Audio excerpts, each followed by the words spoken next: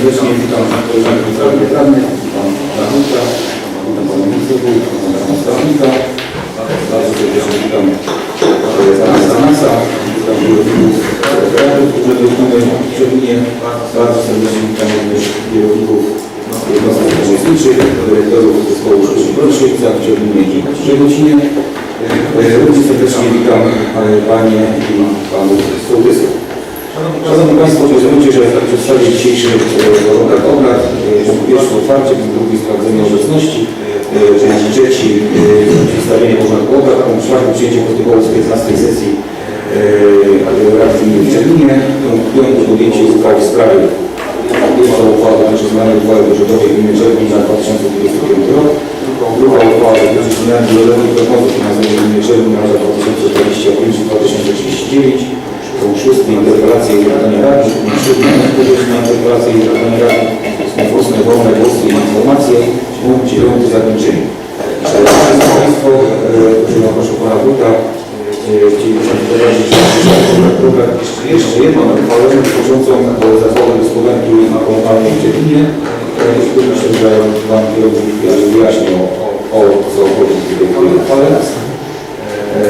Wobec czego proponuję, żebyśmy przegłosowali przedstawiony porządek obrad z uwzględnieniem tej jednej uchwały. Kto z Państwa radnych jest za przyjęciem przedstawionego porządku obrad, proszę o głosowanie. Kto jest przeciw, kto się wstrzymał.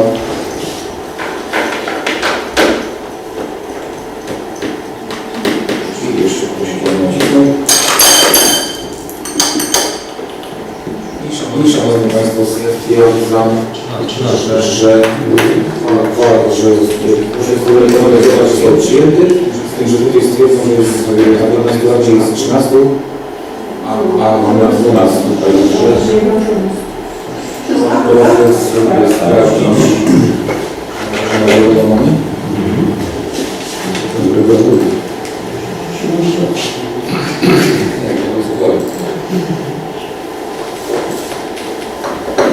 Niemniej jednak porządek obrad został przyjęty. Kolejny punkt dzisiejszej sesji to jest przyjęcie protokołu z 15 sesji Rady Gminy w Szczelinie i tutaj propozycja moja jest następująca, żebyśmy przyjęli ten protokół bez odczytania.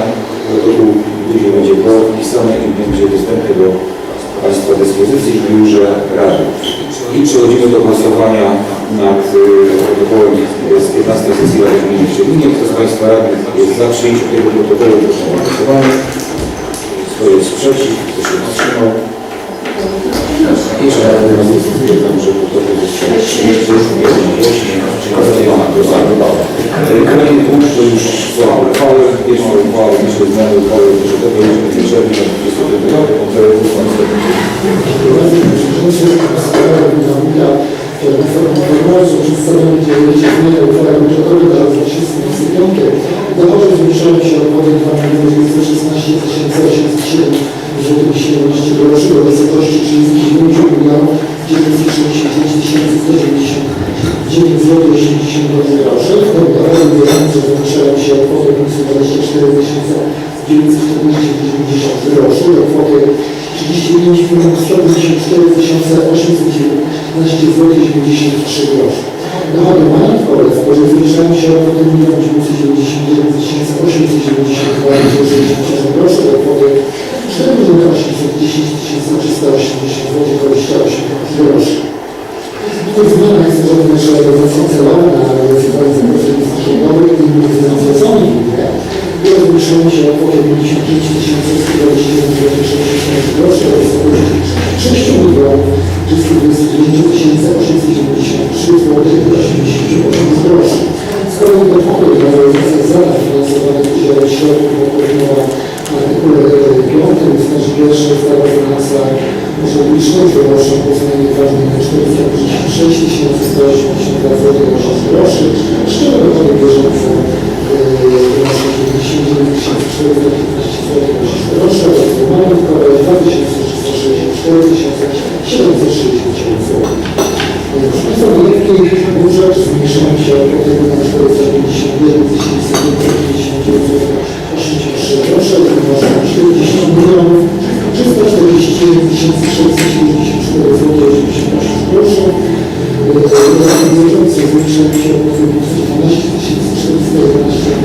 17 groszy do wysokości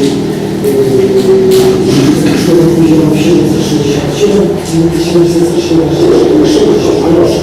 Podatki majątkowe zmniejszają się o kwotę 4371 zł do kwoty 5 574 557 groszy. Wydatki oczywiście na realizację zakresu administracji rządowej również zmniejszają się o kwotę 55 067 groszy do wysokości 6 329 893 groszy. Jeżeli o wydatki udzielania środków budżetu Unii Europejskiej, wynoszą one na 386 884 groszy, w tym wydatki bieżące chyba 5855 groszy, wydatki majątkowe pełni 284 groszy. Powyższe zmiany zmniejszenie zmiana wynosi 376 475 groszy. Również przypadku wykonuje się zmiany w stopniu proponowanych kwot dotacji do budżetu gminy, które zmiany wynoszą dla przykładu budżet gminy zamiast 69 000 zmniejsza się ten do wysokości 115 000, przeprowadzimy na plan 65 000 zmniejsza się do 120 000 i na nowo utworzone Centrum Kultury w Żelinie w Siedlce zaplanowano kwotę 120 000. Proszę Państwa, wykonana zmian w wykazie wydatków do Sołectwa Czerni, stałe Sołectwa już przedłożyły te zmiany na sesji październikowej. Proszę Państwa, to są ogólne zdarzenia, ja również chciałem powiedzieć, że zmiany w budżecie szczegółowo dotyczą po pierwsze wprowadzenia środków na realizację zadania aktywne sceny szczęśliwe sądo. Tutaj uzyskano na to zadanie kwotę 88 523 zł 80 groszy. Własną realizację tego zadania wynosi 6 000 zł, to będzie realizowane przez Gimnazjum Społeczne w Czerninie. Proszę Państwa, ponadto wprowadzone środki zgodne refundacji podwyższonych wydatków Narodowego oraz Funduszu Sowieckiego. Tutaj środki wynoszą 140 719 zł 80 groszy do realizacji zadań bieżących i 16 782 zł 40 groszy do realizacji podatków majątkowych. Ponad 50 000 wynosi środki z tego państwa.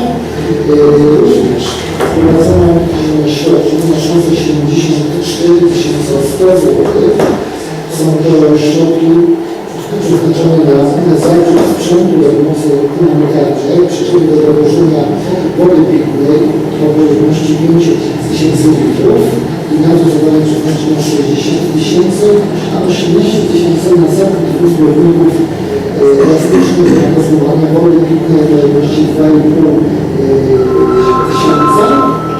Są to środki, które pochodzą z Funduszu Odporności. Przesunięto na przyszły rok te środki zaplanowane na budowę oczyszczalni ścieków w Czerninie, zmniejszając wydatki o równość 180 000.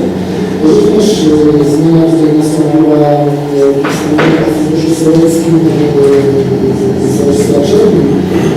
Pierwotnie środki były zaplanowane na realizację parków w Czerninie, etap drugi w 40 000, który będzie realizowany w przyszłym roku.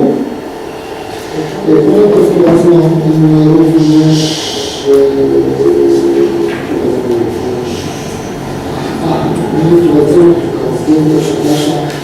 organizację zabytkową w miejscowości Czerni.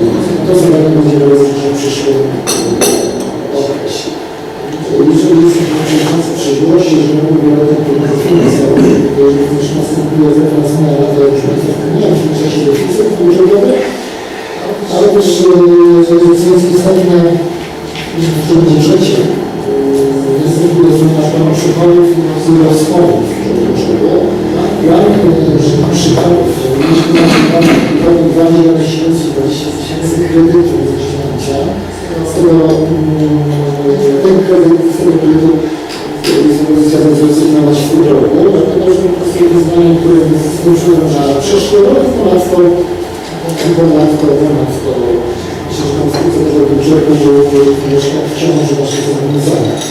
To znaczy, że zaplanowano 1 248 767 zł na zwiększenie wpłaty lat kredytowych.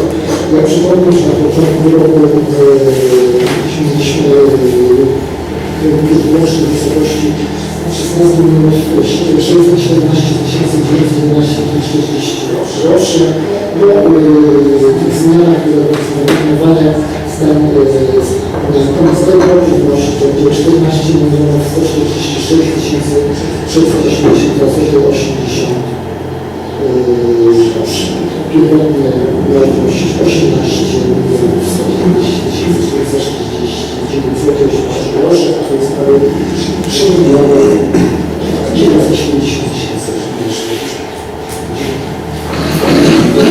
Szanowni radni, otwieram dyskusję. Czy mamy projektu do pytania? Odnośnie tej sprawy. Mogę? Panie Przewodniczący.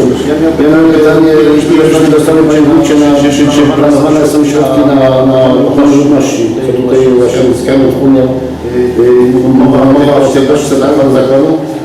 I jak to może wyglądać? Te środki planowane, czy obiecane, czy jak to wygląda? Mieliśmy też kiedyś odbyło spotkanie ze strażnikami na Żekacie, gdzie staliśmy pomysły, jak można powiedzieć. Potem niestety kilka dni po kiedy zmiana taki zespół roboczy, który ustalił priorytety rolniczymi.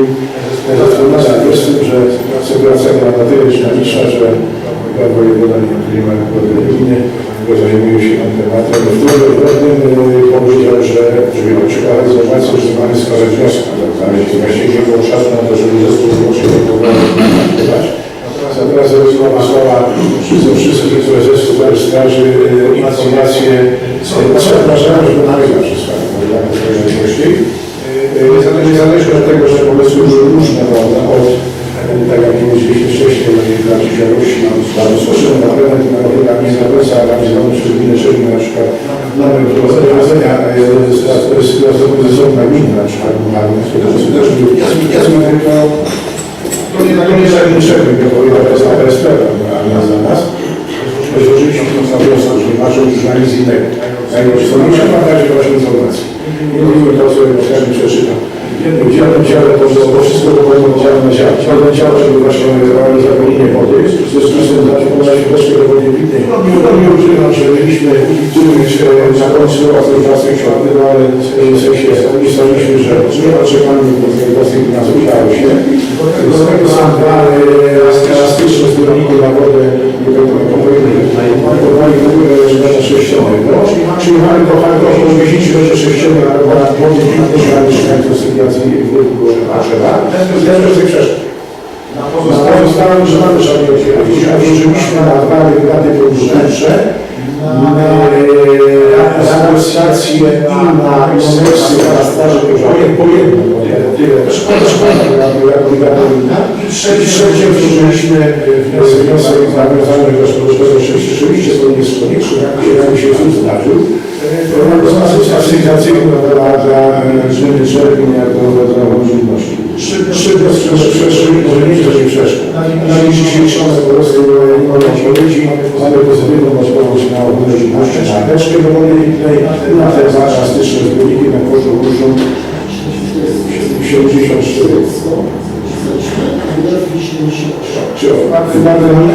To dostaliśmy. Jakie już się jest mam na piśmie decyzję, dlaczego to jest budżetu. On jeszcze tak powiedziałem, mamy, że liczymy. Mnóstwo na pewno że trzeba zrealizować do końca roku, a krajową zasadę, żeby się wykonać. To mamy. Dziękuję. Dziękuję. Dziękuję bardzo. Proszę pytania. Jeśli mamy jeszcze jakieś zapytania, widzę. Wobec powyższego zamykam dyskusję i przechodzimy do głosowania nad uchwałą dotyczącą zmiany uchwały budżetowej gminy Czernic na 2022 rok. Kto z Państwa radnych jest za przyjęciem uchwały, proszę o głosowanie. Kto jest przeciw? Kto się wstrzymał? Szanowni Państwo, stwierdzam, że powyższa uchwała została przyjęta. Kolejna uchwała dotyczy wieloletnich prognozy finansowej, czyli nie czerwca na 2025 rok do 2039 roku. Już tutaj jakieś zapytania? Nie widzę, zamykam dyskusję i przechodzimy do głosowania nad uchwałą dotyczącą zmiany wieloletniej prognozy finansowej, czyli nie czerwca. Kto z Państwa jest za? Proszę o głosowanie. Kto jest przeciw? Kto się wstrzymał? I Szanowni Państwo, stwierdzam, że wieloletnia prognoza finansowa została przyjęta. Kolejna uchwała to jest taka, że właściwie dzisiejszego porządku obrad i tutaj oddaję głos panu. Jeszcze dlaczego mówię? Kilka miesięcy temu mieliśmy, że jest nalot na sołtysy zbiórku parku. Że po prostu pracowałem w terenu, choć wodna rada, a jak rzeczywiście wiecie, zgromadzenie rzeczy, które są. W związku z tym dokumentacja na rolniczą awansowaną 3 lata pewnie dokumentacja zaawansowana, a aktualizacja dyspozycji następuje. Stwierdzam, że będziemy spotkania reformy Pana prowadzić to zadanie w kontekście opracowania wniosku. My sami dlaczego jesteśmy w stanie pracować z różnorodność i niezwykłym stanem. To są rzeczy, na które musimy jako gmina zapłacić. Umowa jest podpisana z Polską Akademią Gospodarki na tak, żadne 66 milionów. Firma jest. I ostatnia koncentracja załączy załączników to jest to, że a wiele będzie tego gmina do gospodarki komunalnej, ale z wniosku potrzebujemy elementy zapisane w statucie, że jeżeli będziemy, to przepraszamy do przodu tego rozwiązania, tak jak jest w tej formie, ale tego zapisu do tej możemy przyjąć, ale przy składaniu wniosku czy aplikacji będzie zamieszczany czytać. Przy statucie zakłada gospodarki bardzo wyraźnie napisane. To jest napisane, ale wyraźnie czytelnie, jak do czego potrzebują. W związku z tym proponujemy, żeby wstąpić do zakładu gospodarki komunalnej tego zakładu wprowadzić. Co umożliwi nam złożenie wniosku czy szansa na wygranie będzie stanowić? Powiem, bo tego jak biznes jestem w stanie powiedzieć, wniosek chcemy złożyć na kwotę około 300 000 zł przy 70% dofinansowania. Zaświadczam, że raczej jesteśmy z firmą jeszcze nie tego pierwszego potrzeby, bo będzie potrzebny kwalifikować. Dzisiejsza umowa, prawda, że 70 do 30 do opracowania są niestety one się zmieniają i myślę, że mamy dlaczego w ogóle to wprowadzamy? Chcemy mamy, że chcemy, żeby było porządku. Trzeba się zająć wszystkich wniosków, a może nie wiadomo, co jeszcze nam dojść do rozbierania przez. Dziękuję bardzo. Szanowni Państwo, tu będzie tylko zawarta jedna zmiana. W rozdziale 3 cel i przedmiot działania paragraf 5 uchwały nr 3 łamane na 14 łamane na 10 Rady Gminy Czernic z dnia 30 grudnia 2010 roku wprowadza się następujące zmiany. Podstawowym celem działalności zakładu jest świadczenie usług komunalnych w zakresie i tu dodajemy prowadzenia punktu selektywnej zbiórki odpadów. To jest ten punkt do prowadzenia, ta zmiana, żebyśmy mogli iść do wniosku, nie odwrócili tego po prostu na taki zapis jest konieczny. Znaczy, tak, czy dostaniemy dotację do tego, to też nie wiem, ale zapis będzie, czyli takie kryteria będziemy spełniać. To jest tylko ta jedna zmiana, która w tym statucie będzie zastosowana. Także bardzo to wszystko, jeśli chodzi o te zmiany. Dobrze, dziękuję bardzo. Szanowni radni, pytania. Jak to umożliwi szukanie środków i możliwości zarejestrowania na wiedziane przedstawy. Niestety z przykłością, że środków za dużo nie ma. Ale może Dlatego jeśli mogę do 16 mamy 16-17 mandatów, ale za każdy element sobie staramy się po prostu poszukać tych punktów po prostu, bo jak będzie poniżej minimum, to nie jest mamy co składać tego wniosku. Zresztą minimum mamy, ale dodatkowy problem zawrzędów na przykład jest monitowanych dla ciekawości oszczędne rozwiązania. Teraz na Pani jakie oszczędne na przykład? Oszczędne szlakuletami, a solarami. Oszczędne żywnościowe za to nie dostaniemy na przykład. Ale gdybyśmy nagle nie na szukania do mamy, to byśmy musieli stali, że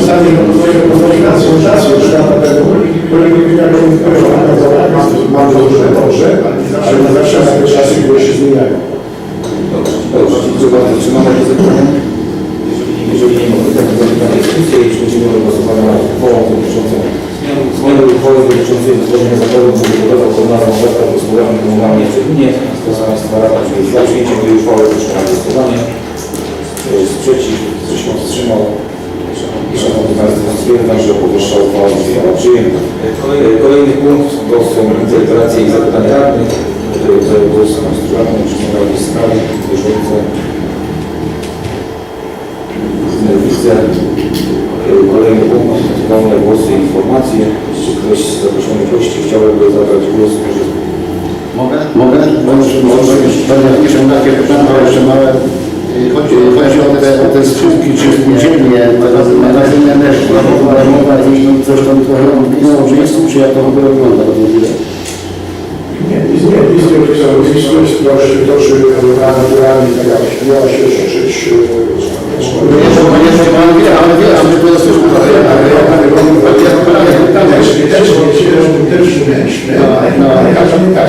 No może dlatego, że ty nie jak mamy potem.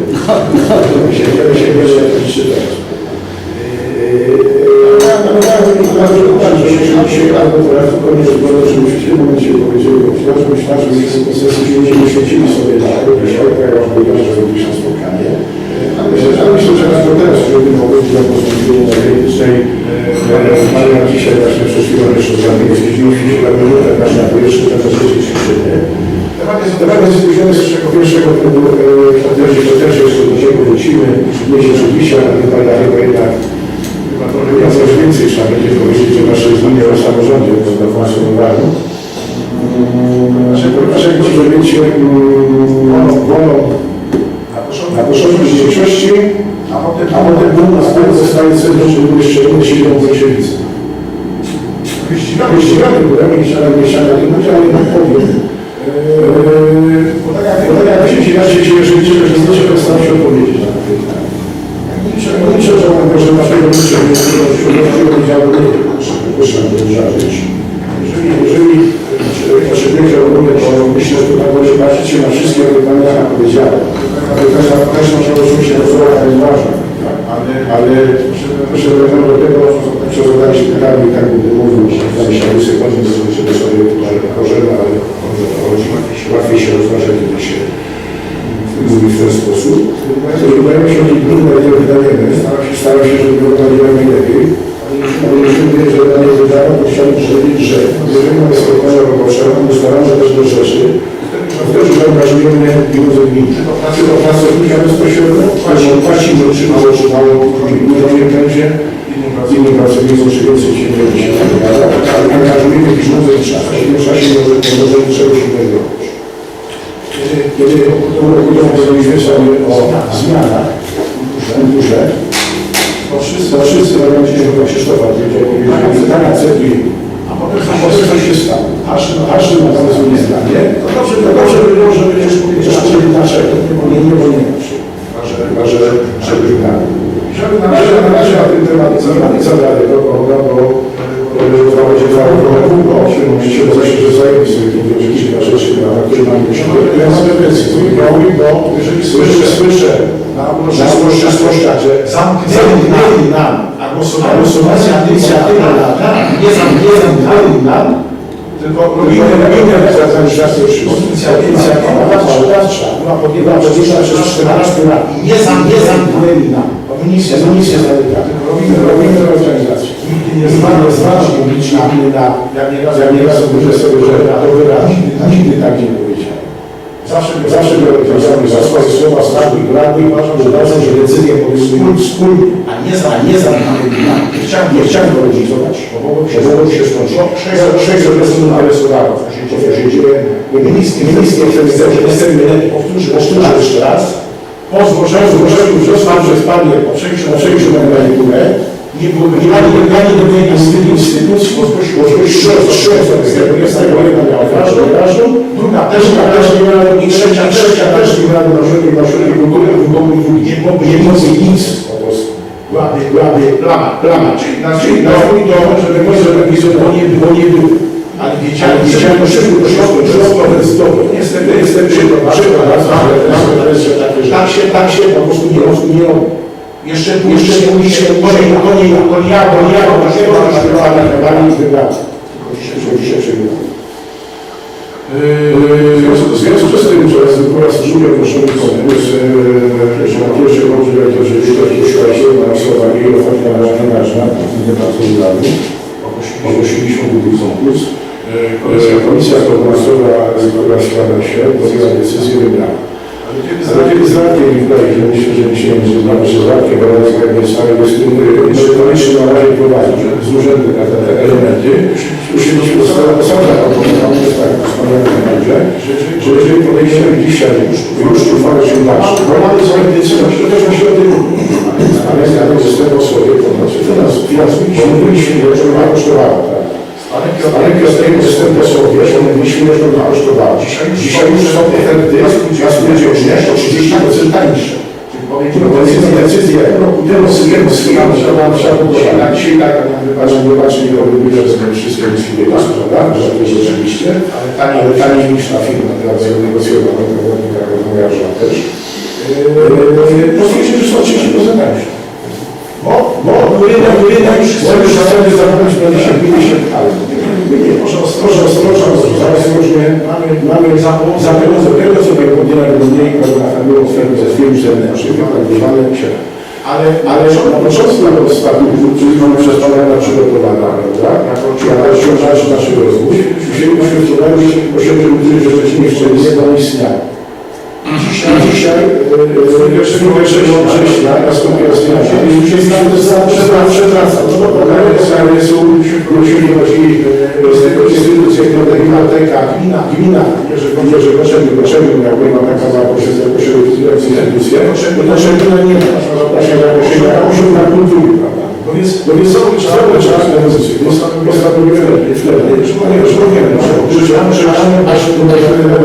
znowu instytucje w obrót i z niego się że światowa instytucja funkcjonuje, czyli Centrum Kultury w Czerwinie siedzią w Zyszolicach, do tego mamy bibliotekę i mamy gminę Czerwin.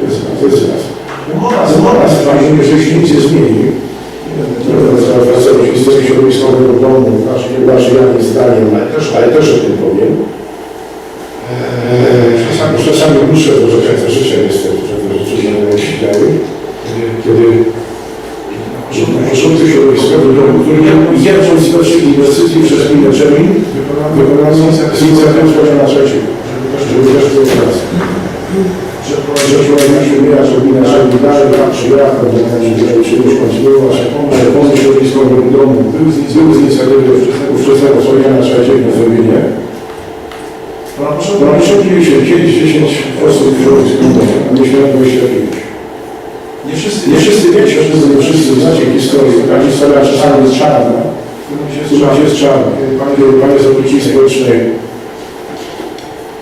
jeździły po domach i namawiało się, żeby się kwalifikowały. To niestety część usłyszała zamykać drzwi przez opiekę społeczną, bo zamykał się emerytury. Wybaczcie, ale tak było. A ja pamiętam to, może kiedyś tam więcej, może publicznie, warto, żebyście młodsi wiedzieli, gdzie jeden nieobecny kuradzie powiedział 2 miliony? Gdzieś tam było. Jeszcze stanie się żywnością, żeby jasnego bezgodnie skierować, bo o coś innego chodziło. wykorzystaliśmy środków ze środowisku dzisiaj finansuje trzeba czasami dokładamy, myślę, że na granicy jesteśmy gdzie pomocą pracowników nie tylko mamy administrację, trzeba rozbudować się z wami spółdzielnią, aplikacje, takie mają, ale w mniejszym zakresie. Nie pamiętamy, bo negocjacje rozmowy, bo nikt nie chciał przyjść do rehabilitacji. Mamy. Mieszkańcy mogą czekać w kolejce, ale czekają wszędzie. Jeżeli jestem od niego, bo o tym mówię, ale jesteśmy mówili to naraz na wodę pamiętają, jak bardzo dużo naszych gości właśnie pomysłów, dzisiaj mieliśmy z Mariuszem pomyśleć, że jest bardzo ważne, żeby przygotować pewne elementy dyrektor, sołtysem, we współpracą, będzie, a widzimy, że niestety pomysły prawnika, na razie nie powiem, co mam na myśli, ale jeżeli się prawnika, to ja muszę zbytać, że myślę, że sąsiednicy wiedzą, o co mi chodzi. Natomiast tego napisać umowę o pracę, bardzo późno. I w tym momencie możemy ruszyć do zastanowienia, czy przejdziemy tej nowej instytucji, bo na dalej nie wszystko co jest tylko rozmawiać konkretnie. Oczywiście nie musieliśmy się w czasie teoretycznie zarejestrowanie to jest złożenie do powód, to już jest czego nie musimy zarejestrować wniosku. Tak czy inaczej z tym musimy podejście, jeżeli idziemy po wniosku na pracę, tylko staramy się wykorzystać do tego jednego, żeby nie więcej, że gdyby nam brakło tego prądu, to musimy go kupić. Ja dam brak, wyższy nawet to już jest wyższe dlatego tak, idziemy ostrożnie. Tyle co budujemy, czyli konsumpcji. A nie, że wprowadzimy gdzieś więcej, prawda, bo może będziemy jeździć lepiej. Powinny być ostrożni, bo nie wiemy, ile budujemy energetycznej na bazie tego instrumentu są w tym kontekście z 29 wizją podpisaną za pracę. Trochę podziałamy ze środowiskiem, mam nadzieję, że nie będzie takiego, że trzeba się rozleci jako gmina, prawda, albo jakimś kolejnym tematem. A że jest naszymi pomysłami, bo w świecie niestety w Polsce to wszystkim też jest nazwa pracowników i to pozorom rodzinnie, ale jest. Jeżeli 29 się poniedziałek muszę namować, a powinniśmy wybudowana jest deklarację pomocy pana Marciniaka, który jest dzisiejszym szefem. Spotkaliśmy się, że rodziny na podsumowaniu, że rodzina to też tak bardzo ważne, że nie ma takiego dziecka finansowego, bo nie jest restauracja, że nas proszę na lodzie, deklaracja, że pomoże do czegoś nowego w nowej formie. Mam nadzieję, że jak powiedziałem, taki cały czas ulicy, żeby nie było mniej zanim, że są niż dzisiaj. Oczywiście znowu się zmienić. Lokalizacja musi być inna, jak się zareagowałem. Może na ścigę orkiestrę podecznej można ocenić, że będzie w ręku żywczerwinie. Może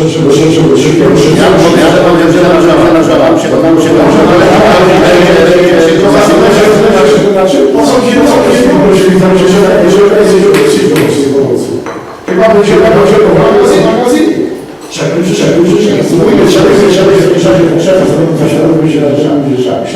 będzie trzeba takie dyskusje, trzeba sobie powiedzieć, jakie korzyści sprowadzenia przez siostry do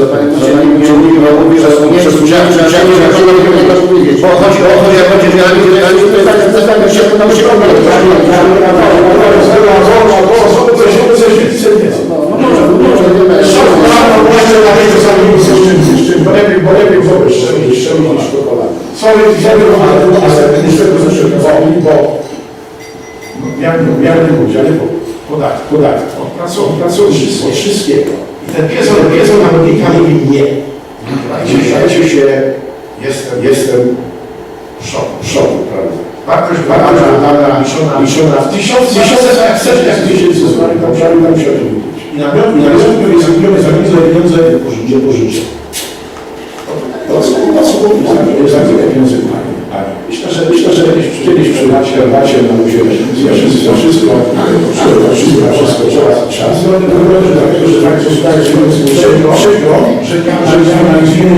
Całościowo. O tym druku mogę mieć więcej. Szacun dla wszystkich, nawet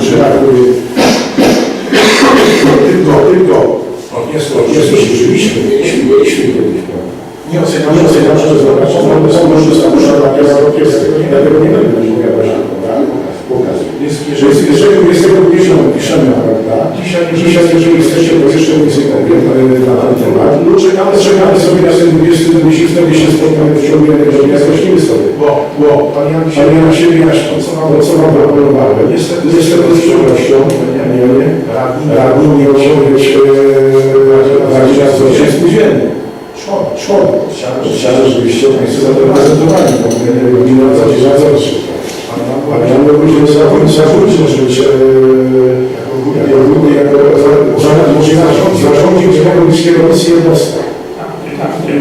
Ale też, żeby z finansu zarządził, to z budowy Państwa zarządził, i zakładem gospodarki zarządzę. Mówimy o tak, prawda? Bo ten zarząd, i żeby nie zmieniać składy wynagrodzenia, to powiedziano, że nie ma pracy jaką, ale już ktoś podpisuje. To ja myślę, że zanim podliczony, nie ma żadnego rządu pracować,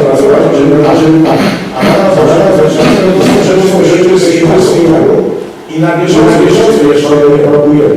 Powiem tak, jest kim nam pilnuje. Wszystko wyrzucimy do kosza. Dlaczego? Ponieważ prawdę obowiązkami to sprawdzić, że w danym roku nie obsługuje nas do końca, jest wypłacone sumy. I to, co ziemia robi, trzeba wiele spółdzielni tworzyć. Jeżeli by tak było, przeproszę, za mojej to będziemy nie złożyć, będzie pan ale jak operator powinna bo tam nie robi, a my w tym jesteśmy.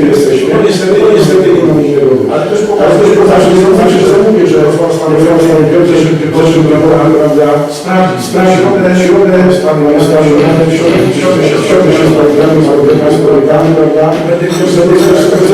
czasami nie widzimy,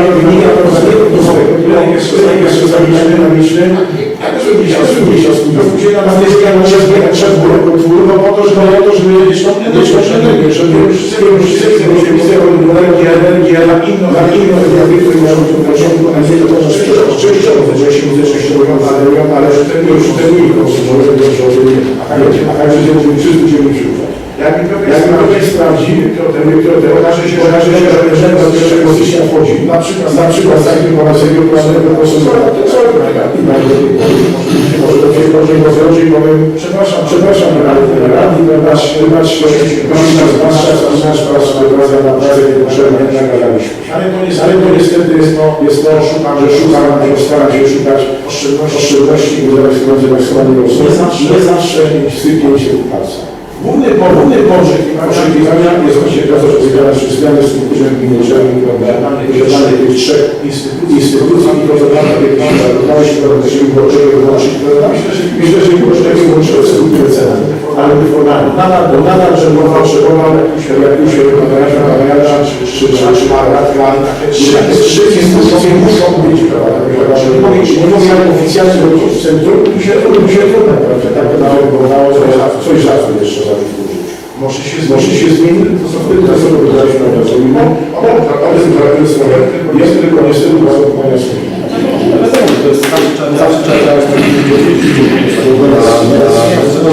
Dzisiaj,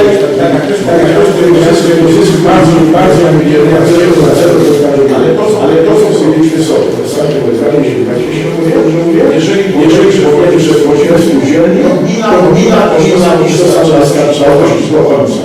Jak powiemy, że nie wchodzimy, zamykamy to celowo jeżeli na celu, albo wirtualny konsument, albo spółdzielnie rzeczy dla mnie.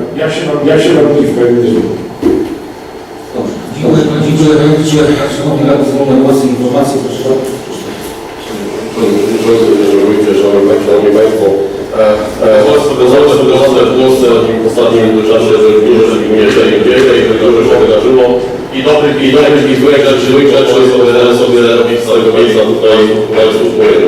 To będzie trochę tego, ale staram się, żeby było, żeby nie było na tyle ciekawe, żeby Państwo mnie wysłuchali. Pan Wójt zaczął tego dalej. Mianowicie, jako Państwo wiecie, gmina Czernin to powinna gminy Czernin jest organizacja kulturalnego na terenie gminy Czernin. Sposobne przepisy to regulują, no i gmina Czernin do takiego Czernin jest zobowiązana. W zeszłym roku, gotówką roku, panie kierowniczko Ośrodka Kultury w Czerminie i w Szczecinie i jak wszystkim doskonale wiadomo, złożyły wnioski o przejściu na emeryturę. No i generalnie w styczniu wiedzieliśmy doskonale, że takie coś nastąpi. Inicjatywy pana wójta, przewodniczący zwołał na początek normalne spotkania w Grabiu, w którym uczestniczyli albo wszyscy radni, albo sami wszyscy nie jest w stanie teraz nie powiedzieć, kogo może nie było, ale pamiętam, że należy na tym spotkaniu pan wójt, trochę byłem zaskoczony, ale pozytywnie. Jako pierwszy niedawno byłem już przedstawił koncepcji, jak pan wójt to widzi mocno jako radny. I ja nie będę się wstydził niektóre tego, że może drugim kierownikiem rozwiązanie ostatecznie zapadło. Podkreślę, że takie zakusy i takie pomysły pojawiały się już we wcześniejszych kadencjach Rady Gminy w Czerminie, ale też na fali, projektowane na fali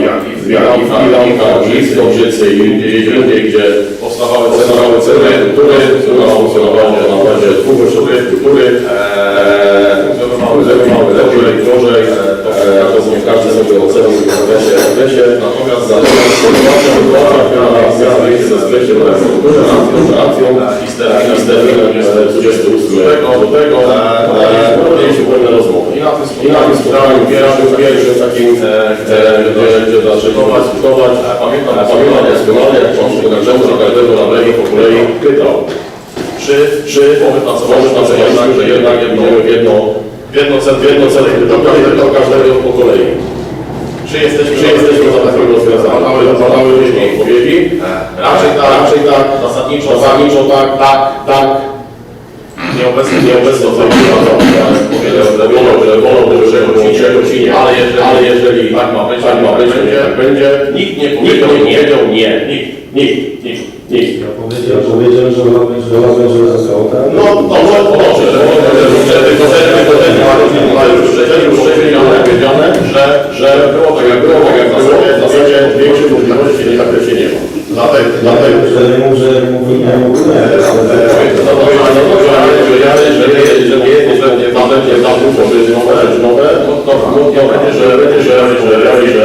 Nie będzie tak jak będzie. Zostało wytłumaczone, z jakimi konsekwencjami to, że będzie tak jak było, tak? Po pierwsze, zupełnie inne pytania wyboru osób, które tam powiedział, które ośrodki kultury są według innych zasad niż Centrum Kultury, tak? Ośrodki kultury są instytucjami kultury, gdzie kierownika wybiera zasad, tak jak gmina, harmonia, inne kryteria, nieoczekiwania jako kryteria, które muszą spełnić kandydat. O tym też za chwilę w tej kwestii też dwa słowa powiem. Maszyna ruszyła. Pada deklaracja, że jeden w tym kierunku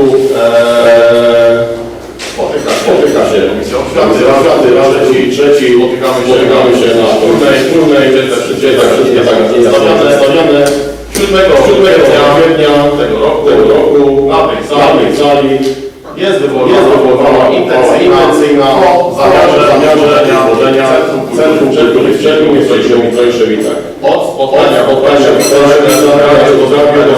tego sam zarys pomysłu w ogóle się nie zmienia. Cały czas też na świetnym sali że będzie centrum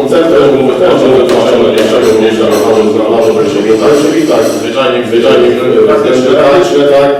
Było wytłumaczone, że same i nie przejdą sołtysów, no bo tak jest w innych miejscowościach, tutaj jak gdyby przynajmniej miało być terminie. Uchwale eleccyjnej Krzysztof Zawada jako jedyny głosuje przeciw, jasno i wyraźnie dlaczego, mogę się z nim zgodzić, ale ja rozumiem, wszyscy pozostali głosują za. Procedura toczy się dalej.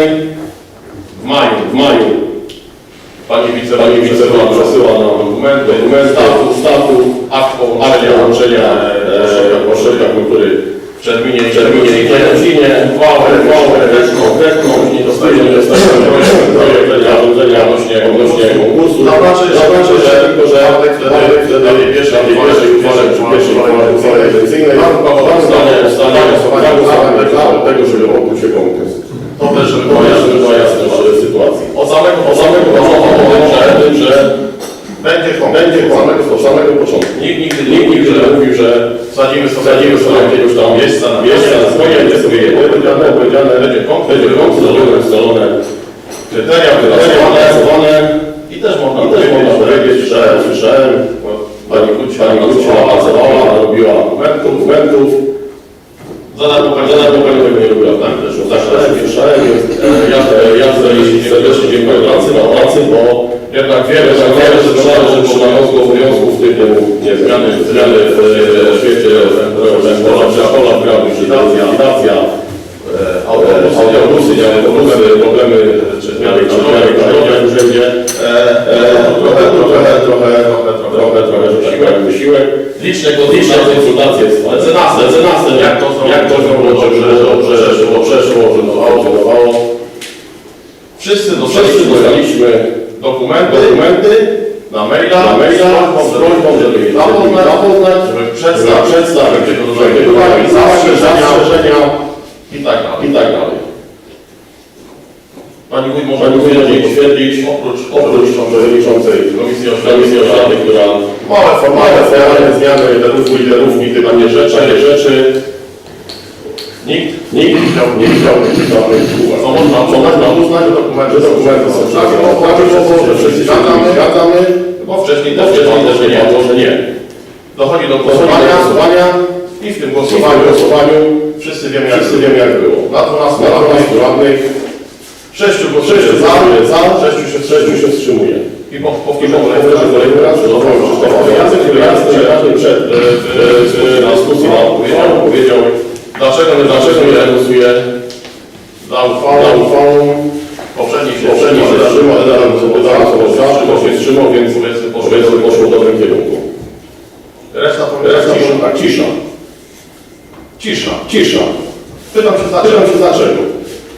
Pamiętam wybory samorządowe z zeszłego roku i pamiętam doskonale hasło, które obowiązywało czas na zmiany. Powiedzcie mi o jakie takie zmiany. Jakby mamy padały pracy, powiedzcie mi, jakby pracować, może trzeba zdefiniować to słowo. Jakby mamy pracować, skoro może coś wiem, ale nie powiem.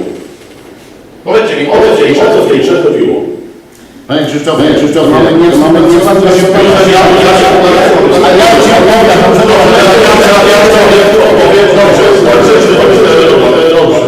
Dobrze. Mamy współpracować, polega na tym, że jak ktoś mówi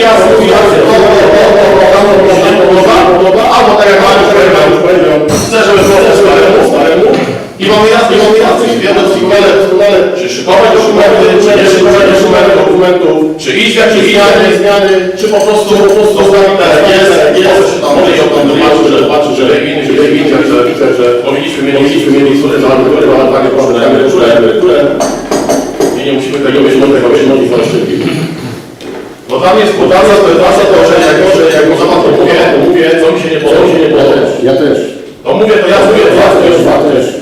Że w tym miejscu nie podoba mi się ten punkt. I jeżeli mówię, ja mówię, co jest te stanie za zamian. A tutaj nie padło nic. I tak się zastanawiam, o co chodziło. Czy to była zmowa? Dwie strony. No ja nie wiem, świetnie powiedział, że Panie Krzysztofie, ja nie muszę mówić. No właśnie do tego, że się widzą, właśnie chcę wrócić. Bo właśnie tak się zastanawiam. Mariusz, ja nie mam pretensji o to, że jest tak zastosowana przypominam. Nie mam pretensji. Mam pretensję o to, że nikt nie potrafił podnieść ręki i powiedzieć, słuchajcie, nie zagłosuję za to, i tam podaję, bo mam taki pomysł. Chcę, żeby to zostało przyjmowane. Czy ja mam mniejsze potrzeby mówić, co będę ustawę, jakby to sobie za miesiąc? Czy dziećmi się rodzicie, czy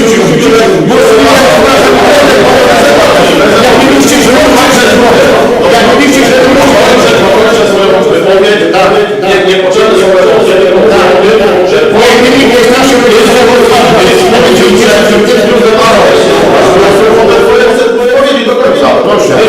że przejęcie uchwały, przewodniczący ja otwieram dyskusję, warto to robię, nie zagłosuje, że to nie podoba. A przez pół roku nikt nie muszę mnie pomówić, że głosuję. Chcieli się, czy nie. Do widzenia. Dobrze. Kończę, że właśnie o to chodziło, żeby sprawdzić, że działa. Bo jak chcieliście sprawdzić, że działa, to przeciw głosowaniu nie wstrzymali się. Mariusz, o co chodziło, czy o to, że ludzie będą mówili, że fajnie popieramy to, wy nie byliście przeciw. A jak ludzie będą mówili, że zły pomysł, nie, ja jeszcze jesteśmy głosem, tak? Dajmy nas ludzie, no dobrze, nie sobie nie opowiedzcie o tym. Powiedzcie nam o tym, że tego nie przekonuje. Ja nie muszę tego mówić, żeby inni się ja nie jestem przekonany, że tego, więc się przyjmę na żywo sobie chce, tak? Jak będziemy robić tak, żeby głosowali na naciskać. Pociągnę temat dalej. Bo oczywiście ciąg dalszy przy Radzie, która trzymała się czy ja nie byli za tym, że to zostało, ale nie byli dla niczego, żeby nie byliśmy przeciw. I teraz dla mnie zrezygnowana sytuacja. Bo ktoś nie jest za, ale jednocześnie patrzę zasiada w komisji konkursowej, w komisji, która ma dyrektora organizacji tej instytucji, ale nie byłem za. Nie byłem za tym, że to powstało. Ja bym wiedział, jak w tej sytuacji zrobił to, co komisja rekomendowała, że będzie przedstawiciel komisji oświaty i bym wiedział, ja nie jestem za tym, że ta instytucja powstała. Nie było tak. Ale czy rozumiecie, że przyjmujemy ustawodawcę na pozwoli?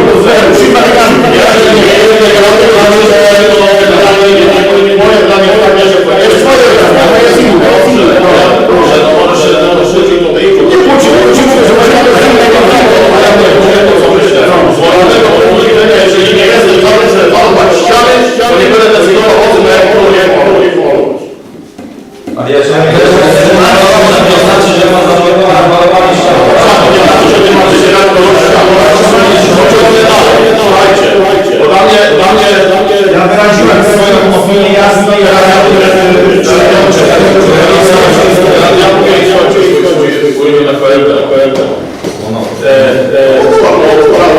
poprosiłem o zabranie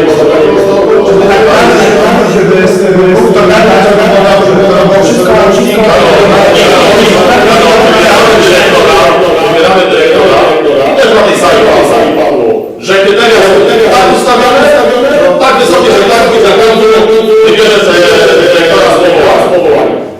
Mogę powiedzieć, no i tak, i generalnie pytanie tego tematu nie ma że powstaje, że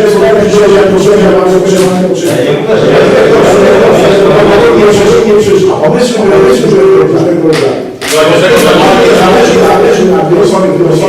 żeby ta osoba odniosła sobie mieszkanie. Dobrze, Krzysztof, ja kończę, tak?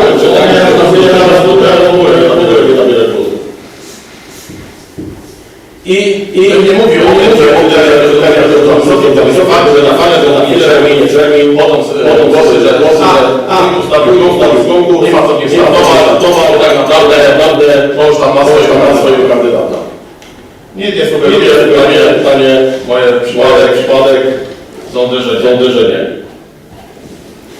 I teraz kolejna sprawa. Co wy jako radni, żeby jedna rzecz się zgłosiła? Czy czekaliśmy na to, żeby nie można było powiedzieć, nie mówiłem? Mogło tak być. Ja wiem, jestem z tego szczęśliwie zadowolony. Natomiast to też nie było tak, że możemy tłumany ludzi się wyładować. Dzięki panu, miejmy nadzieję, że dojdzie do podpisania umowy, natomiast potem może jeśli na Facebooku będzie chwalić dzieci, którzy nie byli zadowoleni za zostanie w ogóle instytucji. Trochę taki kuriozum, nie? Ale to może, że przepraszam, że pana, wrócicie, pan wiedział jak pan głosował. Kolega Krzysztof, mówi, jak pan powołał, niestety to jesteśmy obowiązkiem przyjąć. Tak jak myśmy głosowali. Nikt mi nie mogę teraz swoje dzieci, jak będą inne terminy, bo naprawdę to jest taki, nie powiem co się mówi, że nie będę dorzucał tych spraw. Sobie usiądziemy, panie Józefie, porozmawiamy. Wstyd w ogóle i hańba. A wy takie rzeczy wstydzicie się tego w ogóle? Wstydźcie się w ogóle. Ja ci powiem, coś czuję, że masz chcecie wyciągnąć przygotować. Możemy nie, wstydźcie się.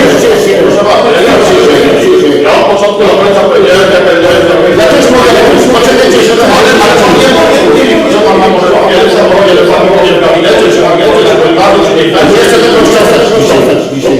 Bo wstyd w ogóle, wstyd jest tak, że pan straszy kogoś, a nie ma. Nie straszy, jak to wyglądało. I generalnie dochodzę do konkluzji. Bo pojawiło się niestety dużo tekstu o tym, że nie doceniamy tego, co było, co ile termin, teksty o tym, że nie wiem, z tej sali, że zamierzamy czy samorząd postawić biurko na sali siedzi. Takie opinie też szły niepotrzebnie, a wszyscy mieli wyjaśnione, jak ma wyglądać. Konkluduję. Do brzegu. Rozumiem, że nie wszyscy byli za tym, żeby było centrum postawić. Rozumiem, że tak jak było, chociaż mieliśmy wyjazdy, że nie do końca mogło zrealizować się takie, że nie mieli już czytamy centrum. Ja zadeklaruję panu kierownik, dyrektor nowej współpracę i to mnie za to, że ja sobie nawiadę rzeczy, które będzie nam pomagał. Jeżeli ktoś chce, to zachęcam do pracy i do pomocy. Jeżeli ktoś nie chce pomagać, proszę, żeby zwyczajnie nie przeszkadzać. Tyle z mojej strony.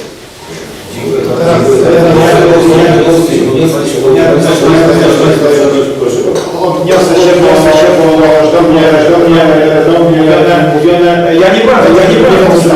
Tylko ja jasno powiedziałem, dlaczego się wstrzymałem.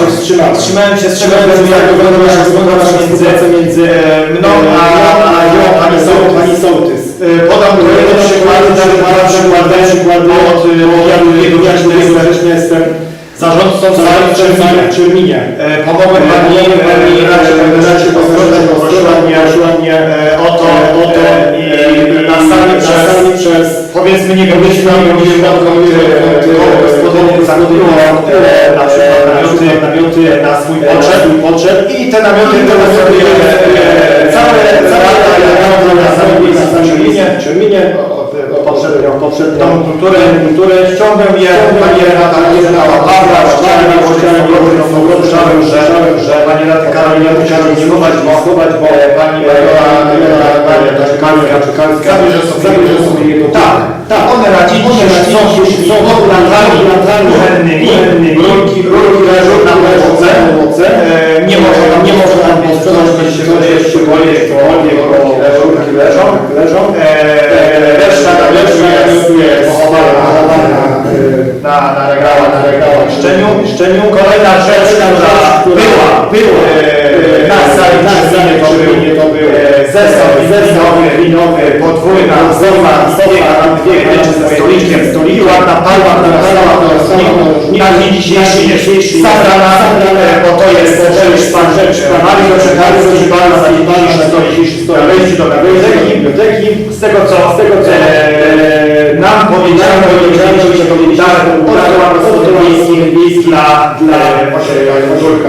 dla dzień dzisiejszego nie mój jedyny ja trzymający się powiedziałem, bo taki pomagania ja od maja dzwoniłem do pani Doczekali, prosiłem o koszty, żeby się odezwało, czy może mi zgłoszenie chętnie, ja nie pojechałem, jeśli zaproszenie na miejskie, to jeszcze mi zaczynać drzwi przed nosem zamknięte. Całe szczęście, że założył będą to dostać,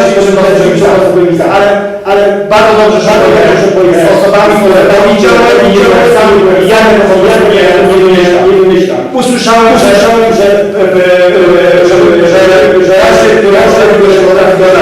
ja próbuję się nie co pani ma ale na dziś ani nie chcę. Mieliśmy zabranie miejsce, musieliśmy kabel i herbaty, niestety nie zamknięto. Tak wygląda nasza współpraca. Dziękuję bardzo. Dziękuję bardzo. Dziękuję bardzo za wspólny głos. Wraca wszystko jest to, że rzeczywiście u was sędziów, że każdy silny. Nie oczekujcie, że z punktu widzenia gminy, bo mówimy, mają gminy, co jest wpisane do księgi narodowej, to wszystko jest, co nie jest wpisane do księgi narodowej, a może być różne rzeczy, które gdzieś tam się pojawiły pytanie, na to różne słowa się mówi. Na ten temat, w tym momencie nie będę się akurat wypowiadać, jak trzeba by się spotkamy i będę powtarzał się wypowiadać, ale dobrze by było, żeby byli zainteresowani decyzją. Bo nic o nas bez tak myślałem.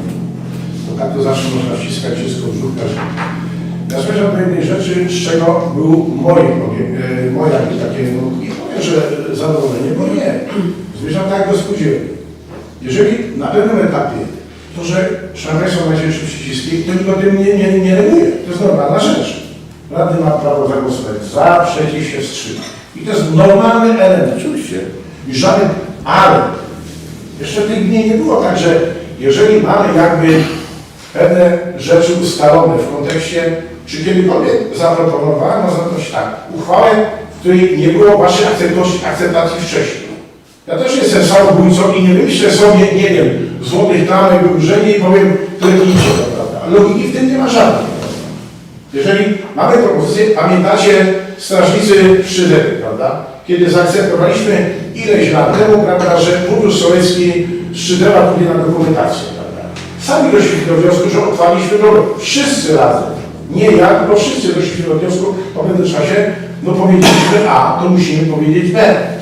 Ja zmierzam do jednej rzeczy, że chciałbym, żeby w tej gminie, jeżeli wypracujemy pewną rzecz, lepszą czy gorszą, ale wypracujemy, czy większością, czy 10, czy 12, czy 8, prawda?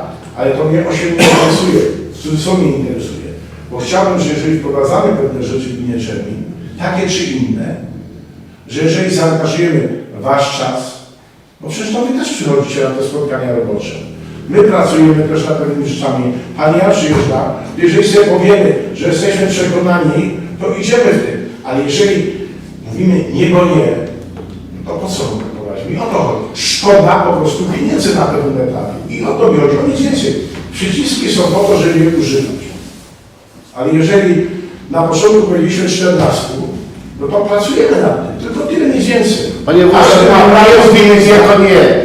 Ja do dzisiaj nie wiem, czy ta pani Doczekalska, co pracuje w Ręsiewicach, czy jest pracownikiem, czy będzie pracownikiem i miałem mieszane uczucie, wstrzymałem się z całą odpowiedzialnością, mówię, wstrzymałem się, czy to było nagrane, czy nie, wstrzymałem się i nie mam odwagę powiedzieć zawsze mówiłem to, co myślałem. I się nie boję i nikt mi tego nie zabroni. Mnie osobiście tego nie zabronicie. Nie zadałeś pytania. Nie zadałeś to pytanie, to może się nie pytanie. Panie wójcie, czy pani Doczekalska, która jest pracownikiem zespołu szkół w Czerninie od 14 lat, po tyle lat już pracuje, ona będzie pracownikiem takim, czy takim, nie mówię o konkursie, bo konkurs był elementem niezależnym, wystartowałaby w konkursie, może by wygrała, może by nie wygrała, jakby inna historia. Dzisiaj tak, mam koncepcję, że jeżeli pani Daria Kałużna podpisze, a myślę, że podpisze 22, żeby wprowadzić pewne elementy pomocy, prawda? Żeby nie było to, co wyście pytaliście. I ona mówiła, że jeżeli zachoruje, a każdy ma prawo zachorować, żeby machina nie legła na 2 czy 4 miesiące. Przecież to samo się nie działo w Czerwinie i Czerwosinie. Jeżeli pani Zosia czy pani Renata by zachorowała na 3 miesiące, a takie przypadki były, to instytucje stanęły.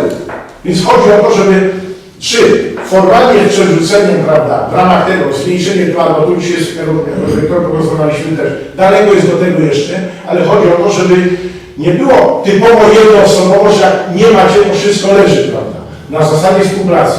Ale takiego pytania po prostu nie było. I o to mi właśnie chodzi. I ja bym na to pytanie odpowiedział. No może mój błąd, że się nie zapytałem, ale naprawdę wierzcie mi, że nikt mnie nie zabroni, będę głosował. Panie Wójcie, panie Wójcie, jedno zdanie. Pan na naszym miejscu byłby gorszy, to nie znaczy, że mówię, że jesteś zły, Sławek. Byłbyś gorszy w głosowaniu, jak my tutaj jesteśmy. Może bym był ostatnim, jakie błędy popełniał. Słuchaj, w większości głosujemy, w większości macie zawsze 15 prawie do 0. I czego chcecie? Raz się zdarzyło, że było remis. Raz się zdarzyło. Mamy raz, mamy. Ja się z tym cieszę. Mamy. Dlatego moja prośba skierowana do... Uszanujcie to, co macie. Jeszcze raz uszanujcie. Skierowana prośba jest następująca. Jeżeli mamy pomysły, przykład jest raz spółdzielnia. No. Pokazałem Wam na dzień dzisiejszy wszystko, co wie. Za mało wie. Ale dobrze, no. Ale nie wiem, podjęliśmy sobie kiedyś, kiedy podjęliśmy uchwałę intencyjną, bo ona jest podjęta, kiedy ruszymy. I nagle powiemy sobie, jak mi powiecie, panie Wójcie, nic nie wiemy, co podjęłeś, prawda?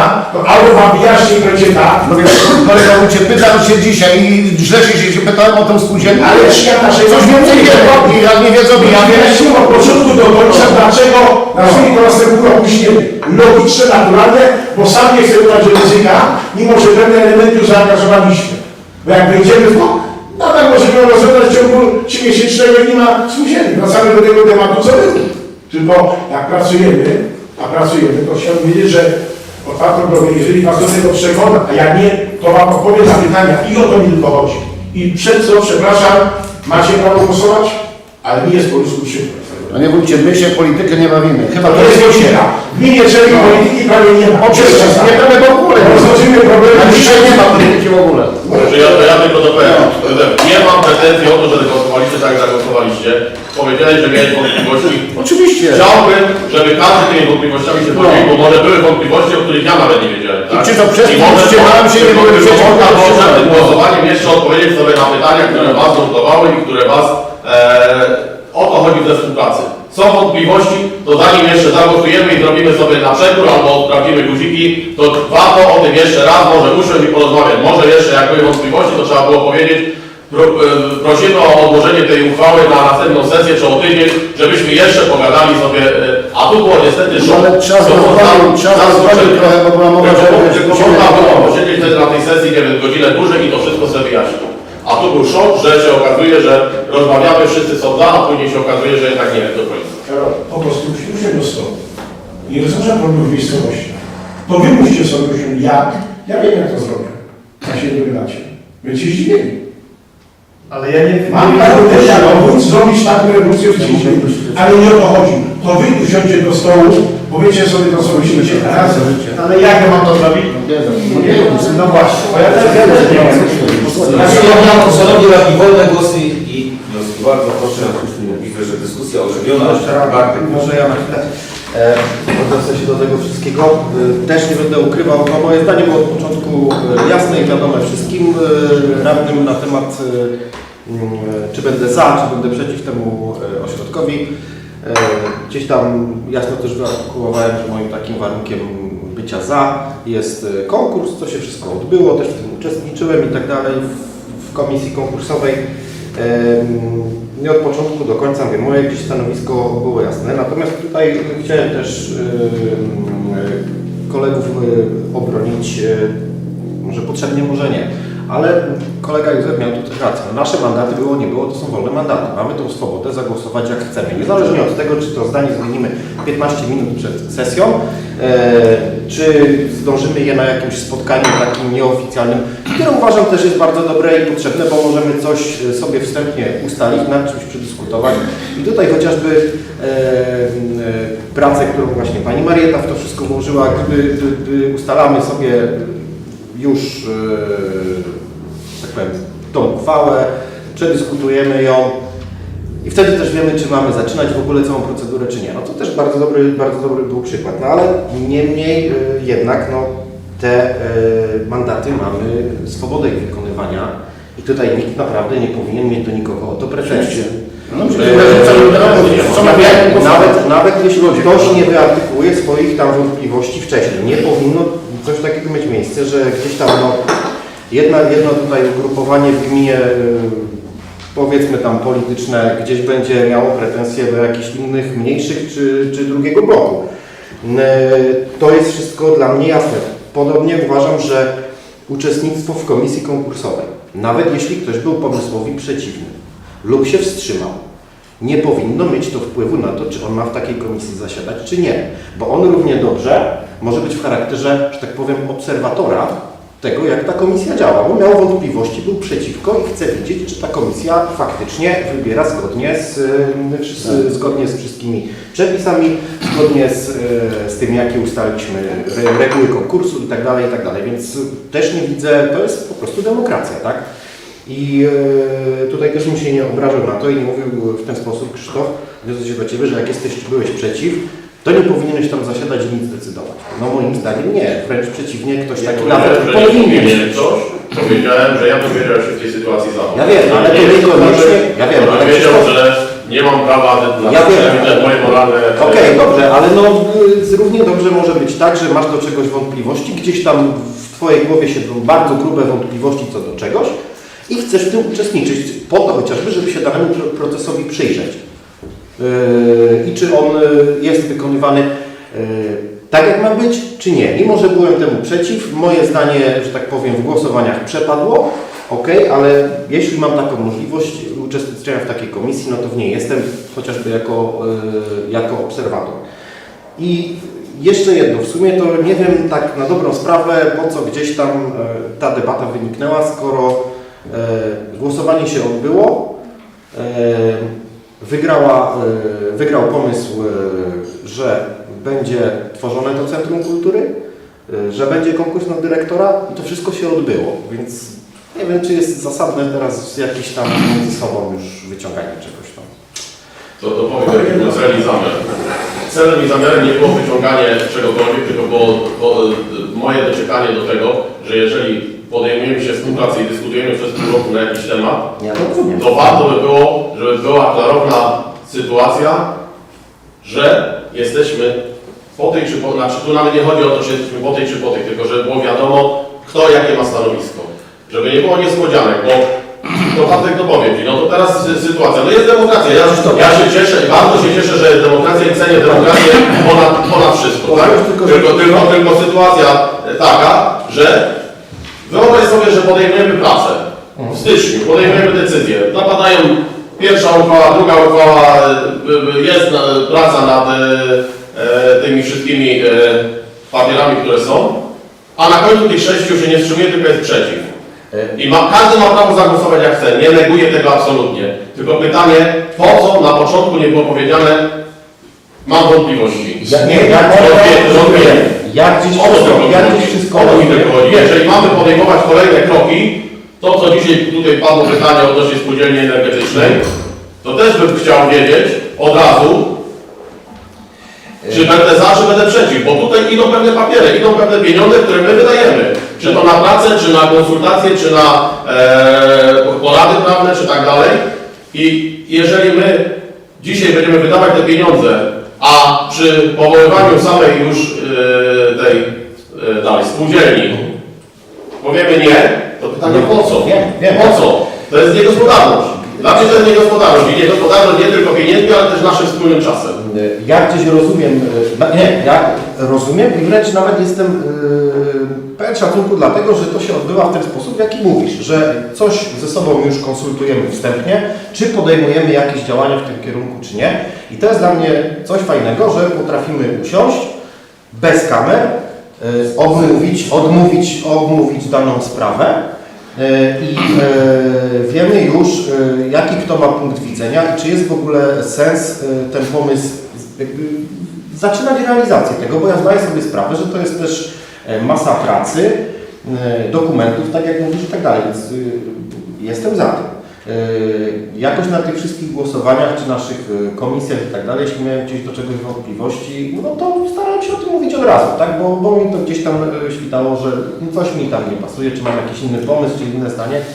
I okej, więc tu gdzieś tam ja sobie pod tym względem też nie mam nic do zarzucenia, aczkolwiek no trzeba być, że tak powiem, realistą i legalistą, no mamy tą właśnie demokrację. I, że tak powiem, za takie działania, jak Ty mówisz, że tu byliśmy za i nagle ostatnie głosowanie, gdzieś tam osoby się wstrzymują bądź są przeciw, no to wyborcy nas osądzą, każdego z nas osądzą. Szanowni Przewodniczący, Szanowni Państwo, przecież my tu mówimy roboty, tak, wszystko fajnie, jak to Bartek mówi. W Sejmie jest podobnie. Ustalają komisję. A ja mówię, Panie Krzysztofie, ja mówię teraz, tak? Ja mówię, tak?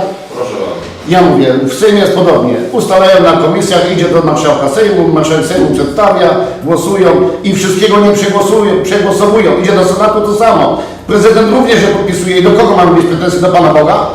A Wy mówicie, że tutaj jest tak źle? Cieszcie się, że tutaj tak jest, jak jest. Panie Krzysztofie, jedno zdanie. Miałem tego nawet nie mówić.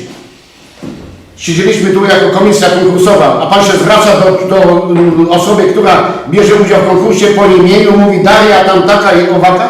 Tak się zwraca członek komisji do czego się śmiejesz. Nie powiem śmiejesz, jak wiesz co? Mi Ci musiał powiedzieć coś. Tak się zwraca członek komisji do osoby, która bierze udział w konkursie? O czym to świadczy? O czym to świadczy? Dziękuję. Uderzcie się pierwsi. Uderzcie się pierwsi. Nie zaczynajcie tematu jak jedni macie brudne ręce. Teraz kompletnie nie rozumiem Twojego argumentu. To ja Ci mówię argument. Tak się zwraca członek komisji do osoby, która bierze udział w konkursie? Ale jaki jest problem z tym, że mam osobę od takiego dziecka? To nie wczyna przy członkach komisji, przy kamerach się nie robi takich rzeczy. Ty sobie możesz z tą osobą pogadać na zapleczu, na korytarzu. Myślę, że to dla mnie nie jest żaden problem, że z kimś rozmawiam po imieniu, jak ktoś chce... Ale nie przy wyborze. Może to mówić do mnie. Ale nie przy wyborze. Ale nie przy wyborze. Nie przy wyborze. Dla mnie to nie jest żaden problem. U Ciebie nie jest problem, oczywiście. U Ciebie nie jest problem. U Ciebie nie ma problemu. Dobrze, Szanowni Państwo. Chcieliście temat, to możemy jechać dalej, co macie jak chcecie. Albo inne tematy zacząć. Tak jak Wy sobie powiedziałeś odnośnie Sejmu. No. Ani Sejmu, ani parlamentu, ani nic wyższa, niczego. Celem moim na początku, to co powiedziałem nadal jest przykro, że jeżeli zaczynamy o czymś rozmawiać i nie mamy argumentów na nie, albo nie proponuje się, a nie bójcie słabych, jak się nie powiedzieli, bo też są na słabych, ja też nie mam obiekcji, prawda, czy tak, prawda, to mi się nie podoba. Bartek powiedział wyraźnie, chcę, żeby był konkurs, prawda. Nie musiał być, bo tak jest plan wójta, prawda, ale logika nakazywała. Pamiętam, potem uchwałę zaproponowałeś. Uważam, że to jest za daleko. Poszedłeś, ale nie będzie. Dałeś prawo. Uważałem, że nie ma wiadomo, bo jeżeli ja się na coś zgadzam, bo o tym powiedziałem i mówimy sobie tutaj wyraźnie, prawda, że tak będzie, to ja bez zmiany informacji dla Was najpierw nie zmienię zdania. I to zdanie zostało dokonane. Czyli na przyszłość myślę, że jak powiemy A, to powiemy tak, że lepszą, ja nie powiem inaczej. I o tym mówię. Sejm Senat nie zrobią z rozsądku. Tylko tam jest polityka rzeczywiście, Sejm Senat nie zrobią. Nie ma, że nie ma tej A my u nas chciałbym właśnie, nie chodzi mi o tych 15 lat, bo nie o to wtedy problem.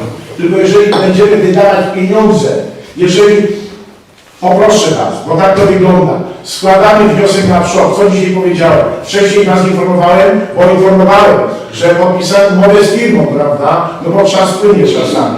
To rozumiem, że dzisiaj, jak będzie trzeba, czy za pół roku, czy za rok będziemy szukać, znajdą się pieniądze. No bo trudno podpisać umowę na 20-30 tysięcy złotych, a Panowie i Panie Radni, czy Panie i Panowie Radni powiecie, ale wie Pan, 1 300 000, 1 200, prawda, tysięcy złotych. Nie prowadzimy tego do budżetu. Szkoda tych 20-30 tysięcy, że gramy tak, może te pieniądze stracimy, z czego będę ostatni, który się będę cieszył. Ale niestety czasami, żeby tak to trzeba wygrać. I o tym tylko mówię. Że jeżeli mówimy A, to albo sobie wygarnijmy po tym A nie, że bez powodu właściwie nie jestem szlak. O to mi tylko chodzi, o nic więcej. No ale słuchaj, panie wójcie, powiem tak, przeszła uchwała, ja tu Bartek mówi, i spokojnie przeszło się odbyła, a wy dzisiaj wyciągacie po 2 miesiącach, szukacie czegoś. Czego szukacie? Boję się, czego? żeby nie było, że jak będzie spółdzielnia energetyczna i będzie wszystko na stole i wydamy kilkanaście tysięcy złotych, prawda, już nie tylko my jako urzędnicy, bo tak to wygląda, prawda, na nasze wypłaty, prawda, to wygląda z tym elementem, no że nie. Jak mi zadacie pytanie, czy to będzie idealne rozwiązanie gminnym? Nie wiem. Macie prawo zadawać te pytania. Dobrze, że tak mówisz. Bo wszyscy dostaliście informację tak na spółdzielni, to co wiemy. Albo my wiemy, żeby nie było, że ja wiem, bo ja tego nie wiem. I to jest ta informacja na przyszłość, że jeżeli nam się coś nie podoba, to byśmy sobie wygarnęli, powiedzieli, a nie czekali, bo szkoda waszego czasu, ogólnie naszego czasu i nic więcej. Mamy płacone za to. Tak czy nie? Mamy więcej. Ale może wolałbym dzisiaj stać na dworze przy tym urzędzie, prawda, i pilnować, żeby dobrze wyszlankowali nam ściany, prawda, urzędu, żeby nam woda do piwnicy leciała. No może, no ale żeśmy się zgodzili, panie wójcie, żeśmy zgodzili, aby nie mieć, mamy diety, nie narzekajmy, nie stękajmy, bo Chodzi o to, że nie możemy zrobić o naszym czasie. Każdy czas jest drogi, ale nie możemy tutaj mówić, że mamy skrzywdzeni jesteśmy przez los, bo jesteśmy radnymi. Ale na przykład, jeżeli to, co było powiedziane, prawda, że już jest wszystko pięknie, ładnie zrobione. Nie, okazało się, że nic nie jest pięknie, ładnie zrobione, prawda. Odbył się bardzo dobry, bardzo uczciwy konkurs. Mam nadzieję, że będziemy zadowoleni z nowego szefa. Ale panie wójcie, jedno zdanie, ostatnie zdanie i mam wniosek do pana przewodniczącego, żeby zamknął dyskusję. Jedno zdanie, wyszliśmy nawet, tu Bartek był chyba Karol, wyszliśmy z tego i mówię, naprawdę ja byłem zadowolony z konkursu, że tak się odbyło. No, punktowaliśmy ładnie, jak każdy uważa, nikt nie miał do nikogo nic. I tak się powinno odbywać. I na tym moje zdanie. To też pokazało, że dokładnie, oczywiście, dokładnie. Bardziej konkurs. Dokładnie, było się wszystko ok, legalnie, trzeba uszanować każdy głos, czy był przeciw, czy za. Czasami trzeba sobie w życiu Tak. powiedzieć i dobrze, że dzisiaj sobie powiedzieliśmy. Tak. Mój Wniosek, panie przewodniczący, był ostatnie pytanie. No. Bartek tutaj poruszył, że jest jakieś ugrupowanie, jedno większe, jedno mniejsze, jakieś takie i tak dalej. Ostatnim pomysłem czyjkolwiek to powinno być tak, żebyśmy się dzielili. Moja wypowiedź na początku podkreślę jeszcze raz, jeżeli mamy sobie coś do powiedzenia, powiedzmy sobie przed, a nie, że później są nie do powiedzenia i niepotrzebne takie sytuacje. No. Mamy coś przeciwko, powtórzę jeszcze raz, jeżeli miałeś wątpliwości, chętnie bym posłuchał, jakie te wątpliwości są, bo może ja nie zauważyłem czegoś, co zauważyłeś ty. I tylko o to mi chodzi. Tylko o to mi chodzi, żeby przed sobie powiedzieć. Jeżeli powiesz mi przed, Krzył, nie będę głosował tak jak chcecie, czy ktoś chce, czy coś takiego, mam swoje zdanie, uszanuję każde zdanie. Tylko powiedzmy sobie przed. I nie będzie wtedy żadnych dyskusji. Nie musimy mówić, że nie straszmy się, nie opowiadajmy sobie. Kolega Józefie wnioskował o zakończenie dyskusji. Dziękuję, dokładnie, zamykam się. Tyle już dzisiaj wypowiedziałeś. Zwyczajnie po ludzku jeszcze wam powiem, było mi przykro pani Marianie, która się napracowała i widziałem jaki smutek w jej oczach. Szanowni Państwo, jesteśmy w punkcie wolne głosy i wnioski. Czy mamy jakieś inne tematy? Ja bym miał jeszcze jedno zdanie, może dwa, Ale ja nie w tym temacie nie. Ale to już od mieszkańców, to nawet może by było w interpelacjach. Mam zapytania, czy dyrektorzy szkół mają jakieś głosy, czy rodzice się wypisują z tej edukacji zdrowotnej, czy coś takiego, bo gdzieś tam w telewizji. To jest czas na to. W ramach przepisów jest tak, że do 25 muszą ewentualnie rodzice napisać niezgodę, czyli że nie chcą, żeby dzieci uczestniczyły w tych zajęciach, ale to z kolei szkoła musi przeprowadzić spotkania z osobą, która prowadzi te zajęcia i z wychowawcą. U nas zwyczajowo zawsze w okolicach do 15 września musimy ustalić plan pracy szkoły i odbywają się rady pedagogiczne w tym zakresie. Po tych radach zawsze jest wywiadówka. W związku z tym przypuszczam, że u mnie i przypuszczam, że u kolegów tak samo. Taka wywiadówka odbędzie się po tym 12 czy 13 września jest spotkanie z rodzicami. Póki co nie ma żadnych niezgód, zobaczymy jak będzie dalej. Dziękuję. Szanowni Państwo, zapraszam goście do wnioski. Panie Sołtysie. Może ktoś z Państwa sołtysów? Nie widzę. Szanowni Państwo, no, dyskusja dość ciekawa. Myślę, że wiele rzeczy sobie gdzieś tam wyjaśniliśmy. Fajnie by było, żeby gdzieś tam to porozumienie zawsze między nami tutaj było i jeżeli powiemy to A, to żeby zawsze dążyć do tego, żeby to zakończyć, tak jak już na samym początku gdzieś tam ustaliliśmy. Jeżeli pojawiają się wątpliwości, pytać, my nie jesteśmy tutaj gdzieś do jakiegoś wielkiego, w jakiejś wielkiej metropolii, że się nie znamy. Wszyscy się znamy. Jeżeli są jakieś problemy, jakieś zapytania, czy do Pana Wójta, czy do komisji, zawsze można się gdzieś zapytać, dopytać i jednak to porozumienie to daje więcej, aniżeli brak tego porozumienia. Jeżeli nie ma więcej głosów, to zamykam